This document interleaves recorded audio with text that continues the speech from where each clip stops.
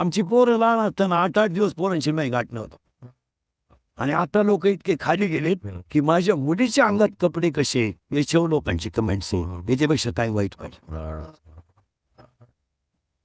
आता 4 दिवसापासून माझ्या मुलीच्या अंगातल्या कपड्यावर लोकांनी बातम्या तयार केल्या. पण तिच्या बापानं मला द्या घोडे, तुम्ही मला घोडे लावा, माझा पिंड गेलाय. माझ्या मुलाचा आणि मुलीचा काय दोष आहे. पण ह्या कॅमेरावाल्यांनी 8 दिवसात माझं जगणं मुश्किल करून टाकलं. काय मला एक सांगा, मुलगी तुम्हाला आहे, तुमच्या मुलीच्या कपड्यावर एखाद्याने कमेंट्स केली, तुम्हाला काय वाटेल. आणि मुलीच्या साखरपुड्यात कपडे मुलीकडचे लोक घेतात, नवरदेवाकडचे घेतात का मुलीकडचे घेतात. मग कपडे त्यांनी आणले असतील का मी घेतले असतील. मग एवढी तरी क्लिप टाकणाऱ्याला लाज पाहिजे ना. माणूस नालायक असावं पण किती.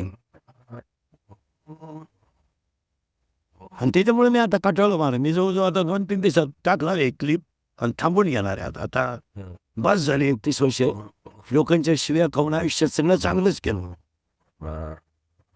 आयुष्यात चांगलं पण त्याचं फळ माझ्यापर्यंत ठीक होतं.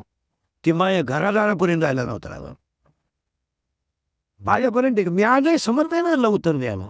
मला अजून 2 वर्ष आयुष्य. मी अजून आहे ना, पण कुटुंबापर्यंत गेल्यावर त्याच्यात मजा नाही. आणि याची अक्कल इंद्रिकरलाच आली पाहिजे.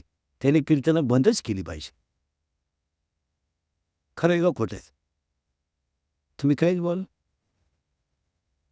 हे त्याने बंद केले पाहिजे. त्याला लाज वाटली पाहिजे की आता कमेंट करणारे लोक बोलायला लागले, आता इंद्रिकडने फेटा ठेवून द्यावा, त्याचं त्याने चांगलं सांगावं. आम्ही 2-3 दिवसापासून विचार करतोय. मी 1-2-3 दिवसात घेणार निर्णय मी. तर ते मजा नाही राहिली त्याच्यात. तुम्ही दुसऱ्याला काहीच बोलत